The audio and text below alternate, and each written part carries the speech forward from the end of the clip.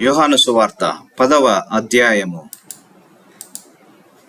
గొర్రెల దొడ్డిలో ద్వారమును ప్రవేశింపక వేరొక మార్గమును ఎక్కువాడు దొంగయు దోచుకొను వాడునై ఉన్నాడు. ద్వారమున ప్రవేశించువాడు గొర్రెల కాపరి. అతని ద్వారపాలకుడు తలుపులు తీయును. గొర్రెలు అతని స్వరము వినును.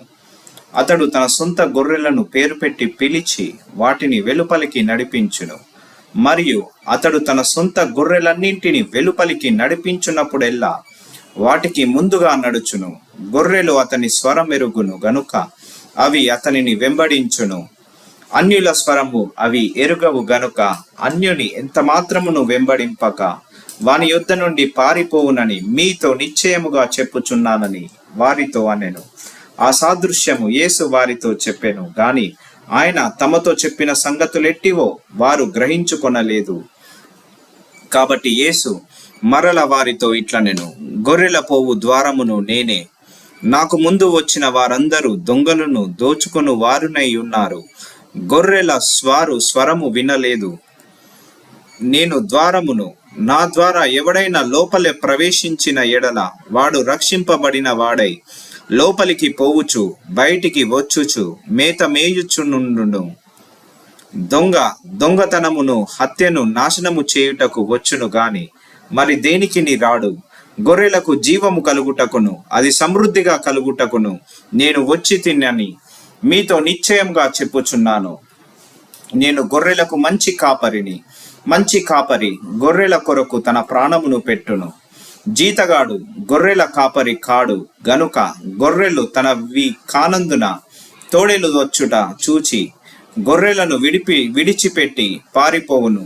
తోడేలు ఆ గొర్రెలను పట్టి చెదరగొట్టును. జీతగాడే గనుక గొర్రెలను గూర్చి లక్ష్యము చేయక పారిపోవును. నేను గొర్రెల మంచి కాపరిని. తండ్రి నన్ను ఎలాగున ఎరుగునో నేను తండ్రిని ఎలాగా ఎరుగుదునో అలాగే నన్ను నా గొర్రెలను ఎరుగుదును. నా గొర్రెలు నన్ను ఎరుగును మరియు గొర్రెల కొరకు నా ప్రాణము పెట్టుచున్నాను. ఈ దొడ్డివి కాని వేరే గొర్రెలను నాకు కలవు. వాటిని కూడా నేను తోడుకొని రావలెను. అవి నా స్వరము వినును. అప్పుడు మంద ఒకటియు గొర్రెల కాపరి ఒకడును ఆగును. నేను దాని మరల తీసుకొనున్నట్లు నా ప్రాణము పెట్టుచున్నాను. ఇందువలననే నా తండ్రి నన్ను ప్రేమించుచున్నాడు. ఎవడును నా ప్రాణము తీసుకొనడు. నా అంతట నేనే దాన్ని పెట్టుచున్నాను. దాన్ని పెట్టుటకు నాకు అధికారము కలదు. దాన్ని తిరిగి తీసుకొనుటకు నాకు అధికారము కలదు. నా తండ్రి వలన ఈ ఆజ్ఞ పొందితినెను. ఈ మాటలను బట్టి యూదులలో మరల భేదము పుట్టెను. వారిలో అనేకులు వాడు దయ్యము పట్టినవాడు, వెర్రివాడు, వాని మాట ఎందుకు వినుచున్నారనిరి. మరికొందరు ఇవి దయ్యము పట్టిన వాని మాటలు కావు, దయ్యము గుడ్డివారి కన్నులు తెరవగలదా అనిరి. ఆలయ ప్రతిష్ఠ పండుగ యెరూషలేములో జరుగుచుండెను. అది శీతకాలము. అప్పుడు యేసు దేవాలయములో సొలొమోను మంటపమున తిరుగుచుండగా యూదులు ఆయన చుట్టూ పోగై, ఎంతకాలము మమ్మను సందేహపెట్టుదువు? నీవు క్రీస్తువైతే మాతో స్పష్టముగా చెప్పుమనిరి. అందుకు యేసు, మీతో చెప్పి తిని గాని మీరు నమ్మరు. నేను నా తండ్రి నామమందు చేయుచున్న క్రియలు నన్ను గూర్చి సాక్ష్యమిచ్చుచున్నవి. అయితే మీరు నా గొర్రెలలో చేరిన వారు కారు గనుక మీరు నమ్మరు. నా గొర్రెలు నా స్వరము వినును. నేను వాటిని ఎరుగుదును. అవి నన్ను వెంబడించును. నేను వాటికి నిత్య జీవమునిచ్చుచున్నాను గనుక అవి ఎన్నటికి నశింపవు. ఎవడును వాటిని నా చేతిలో నుండి అపహరింపడు. వాటిని నాకిచ్చిన నా తండ్రి అందరికంటే గొప్పవాడు గనుక నా తండ్రి చేతిలో నుండి ఎవడును వాటిని అపహరింపలేడు. నేనును తండ్రియును ఏకమై ఉన్నామని వారితో చెప్పెను. యూదులు ఆయనను కొట్టవలెనని మరల రాళ్ళు చేత్తో పట్టుకొనగా యేసు, తండ్రి యొద్ద నుండి అనేకమైన మంచి క్రియలను మీకు చూపి తిని వాటిలో ఏ క్రియ నిమిత్తము నన్ను రాళ్లతో కొట్టుదురని వారిని అడిగెను.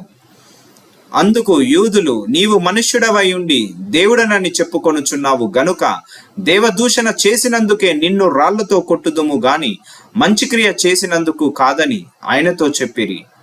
అందుకు యేసు, మీరు దైవములని నేనంటినన్ని మీ ధర్మశాస్త్రములో రాయబడి ఉండలేదా? లేఖనము నిరర్ధకము కానేరదు గదా. దేవుని వాక్యం ఎవరికి వచ్చునో వారే దైవములని చెప్పిన ఎడల నేను దేవుని కుమారుడనని చెప్పినందుకు తండ్రి ప్రతిష్ఠ చేసి ఈ లోకములోనికి పంపిన వానితో నీవు దేవదూషణ చేయుచున్నావని చెప్పుదురా? నేను నా తండ్రి క్రియలు చేయని ఎడల నన్ను నమ్మకుడి, చేసిన ఎడల నన్ను నమ్మకున్నను తండ్రి నాయందును నేను తండ్రి యందును ఉన్నామని మీరు గ్రహించి తెలుసుకొనున్నట్లు ఈ క్రియలను నమ్ముడని వారితో చెప్పెను. వారు మరల ఆయనను పట్టుకొన చూచిరి గాని ఆయన వారి చేతి నుండి తప్పించుకొని పోయెను. యోర్దాను అద్దరిని యోహాను మొదట బాప్తిజం ఇచ్చుచుండిన స్థలమునకు ఆయన తిరిగి వెళ్ళి అక్కడ నుండెను. అనేకులు ఆయన యొద్దకు వచ్చి, యోహాను ఏ సూచన క్రియలను చేయలేదు గాని ఈయన గూర్చి యోహాను చెప్పి సంగతులన్నీయు సత్యమైనవనిరి. అక్కడ అనేకులు ఆయన యందు విశ్వాసముంచిరి.